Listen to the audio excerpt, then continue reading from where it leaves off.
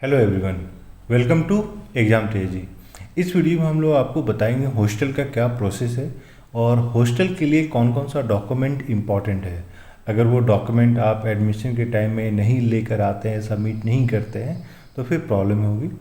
और इसके अलावा आपको मैं आज इस वीडियो में हम लोग आपको बताएंगे कि जब एडमिशन के टाइम में कौन कौन से डॉक्यूमेंट्स इंपॉर्टेंट होते हैं। तो आज का पूरा वीडियो इसी पे रहेगा। तो जितने स्टूडेंट्स इस बार जेएनयू का एग्ज़ाम दे रहे हैं, चाहे वो बीए हो, एमए हो, मास्टर्स लेवल पे हो या एमफिल पीएचडी लेवल पे हो, तो आप लोग ये वीडियो देखिए। इसमें हम लोग डिटेल में आपको सारे प्रोसेस बताएंगे, क्योंकि बहुत सारे स्टूडेंट का कॉल आ रहा था कि हॉस्टल के लिए क्या करना पड़ेगा और किस तरीके से उनको वो हॉस्टल फैसिलिटी मिलेगा, उसका कॉस्ट क्या रहेगा। तो सारा आपको अभी हम लोग बताएंगे। तो सबसे पहले मैं बता दूं कि सभी को हॉस्टल मिलता है, सिर्फ उन लोगों को हॉस्टल नहीं मिलता है जो दिल्ली के रेसिडेंट हैं। और जब आप दिल्ली की बात करते हैं तो दिल्ली में सिर्फ आपका national capital territory of Delhi आएगा। तो जो एनसीटी ऑफ दिल्ली के जो रेसिडेंट हैं उनको हॉस्टल नहीं मिलता है। बाकी अगर आप गाज़ियाबाद, नोएडा, अगर आप जो हैं गुड़गांव से हैं तो आपको हॉस्टल मिलेगा। और क्योंकि बहुत सारे लोगों का ये सवाल था कि गाज़ियाबाद से जो लोग आते हैं या नोएडा से लोग आते हैं तो उनको हॉस्टल मिलता है या नहीं मिलता है। तो मैं बता दूं कि आप उन लोगों को भी हॉस्टल मिलता है। और दूसरा ये सवाल था कि हॉस्टल मिलने का प्रोसेस क्या है और उसका क्या क्या डॉक्यूमेंट सबमिट करना पड़ता है, उसका क्या क्या रिक्वायरमेंट है, उसका क्या क्या फ़ी है, तो ये सब बताएंगे। तो सबसे पहले मैं आपको बता दूं कि हॉस्टल मिलने का सबसे पहले जो आपका किस तरीके से मार्क्स आया है, आपका क्या रैंकिंग है, इस हिसाब से हॉस्टल अलॉट होता है। लड़कियों के लिए अलग रैंकिंग निकलती है, लड़कों के लिए अलग रैंकिंग निकलती है।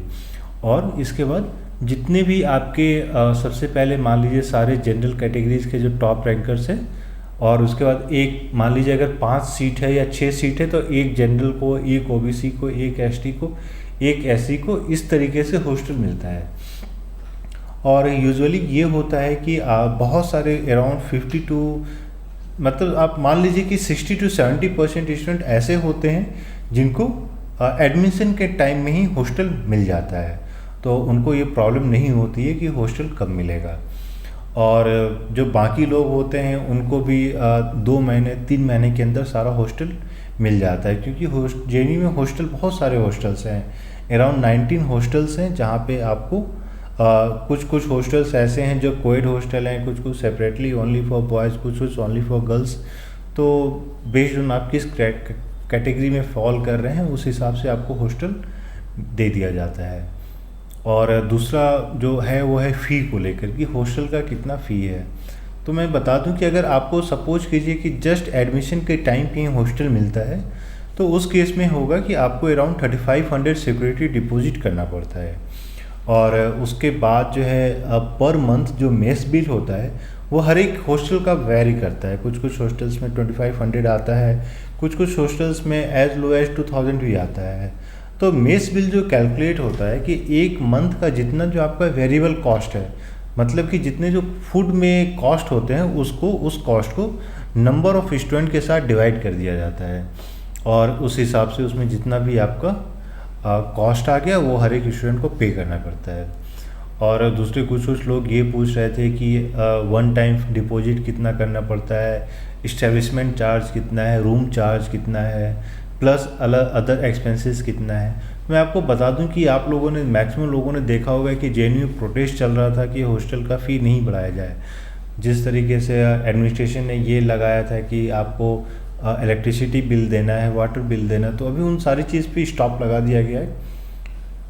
तो उसके अलावा अराउंड 5000 ही वन टाइम आपका सिक्योरिटी डिपॉजिट है, जो कि आपको रिफ़ंड हो जाएगा। जब भी आप हॉस्टल छोड़ते हैं तो वो पैसे आपको रिफ़ंड में मिल जाएंगे। और पर मंथ जो आप बोलते हैं कि आपको कितना कॉस्ट लगेगा, तो वो अराउंड 2500 से ज़्यादा पर मंथ हॉस्टल का फ़ी नहीं होता है।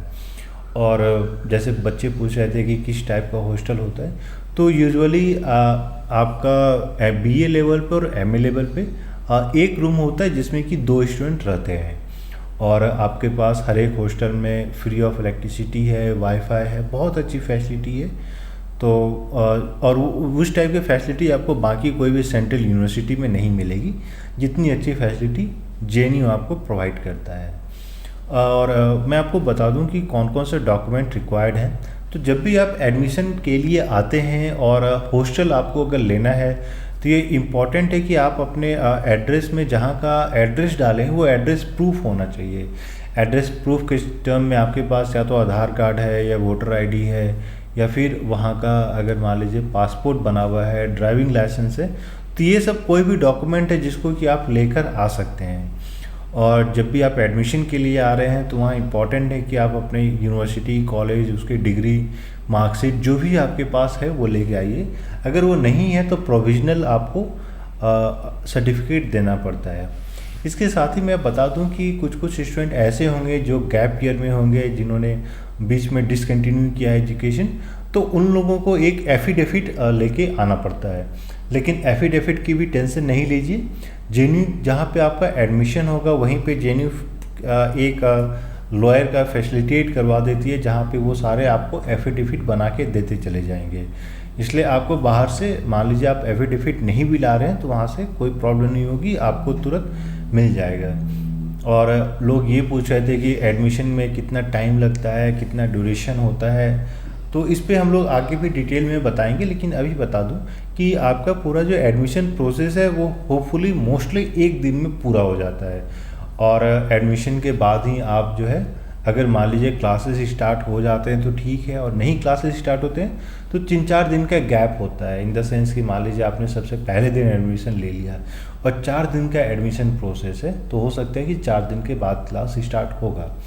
और प्रोसेस के टाइम में मैं आपको ये भी बता दूं कि बहुत ही सिंपल प्रोसेस है, भीड़ नहीं होता है, और इस तरीके से एलोकेट किया जाता है कि आप अपने टाइम पे आइए, अपना एडमिशन ले लीजिए।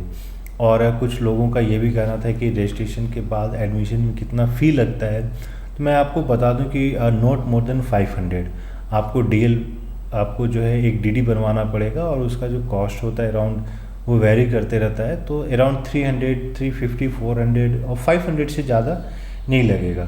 और डीडी बनवाने का भी जो, अगर आपको डीडी घर से नहीं बनवाना है, जेएनयू के अंदर एसबीआई बैंक का ब्रांच है, वहीं पे सारे बच्चे जाके अपने डीडी बनवा लेते हैं।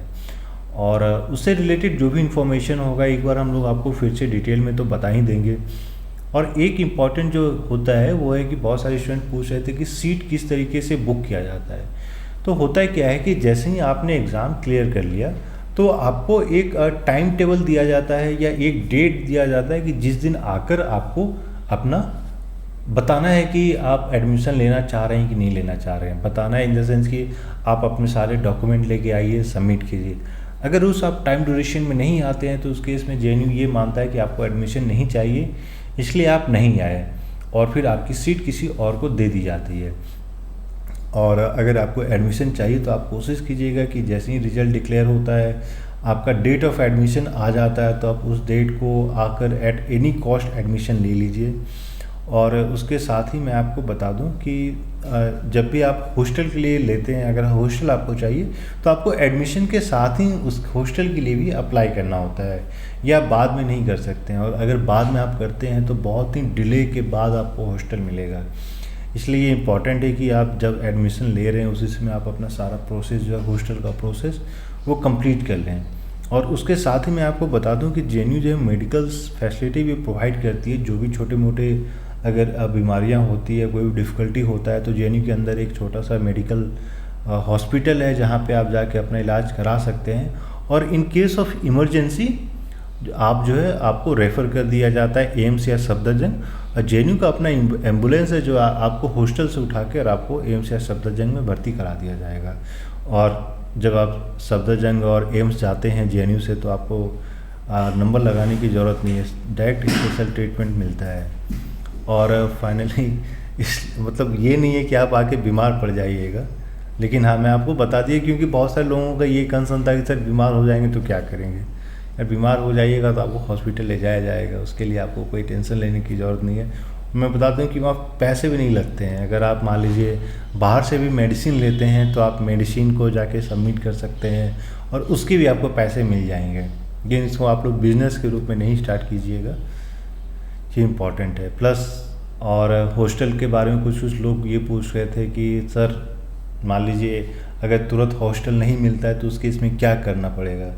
तो ये देखिए मैक्सिमम जेएनयू में क्या होता है कि आपके किसी न क्लासमेट को हॉस्टल मिल जाएगा, तो बहुत सारे लोग उन लोगों के साथ एडजस्ट कर जाते हैं। एडजस्ट इन द सेंस कि एक रूम में 3 लोग 4 लोग आराम से रह सकते हैं। हम लोग भी रहते थे, अभी तो है कि हाँ हॉस्टल सबको, हमारे क्लासमेट सबको मिल गया है, लेकिन जिस टाइम में हम लोगों ने भी एडमिशन लिया था तो मुझे भी 1 महीने के बाद हॉस्टल मिला था, और उस समय जो है 1 महीने के बाद ही हॉस्टल मिलने का प्रोसेस स्टार्ट हुआ था। लेकिन अभी के टाइम में है कि एडमिशन के साथ ही आपको हॉस्टल मिल जाता है।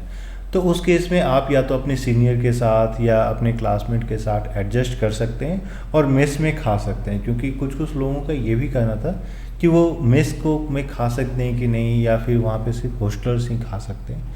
तो अगर मान लीजिए आपको हॉस्टल नहीं मिला तो उस केस में आप मेस में खा सकते हैं। आपको पर डे के रूप में पेमेंट करनी पड़ेगी, और वो पेमेंट अराउंड 50 रुपीज़ एक मील का है, तो आप आराम से जाके वो पेमेंट कीजिए और खाना खा लीजिए।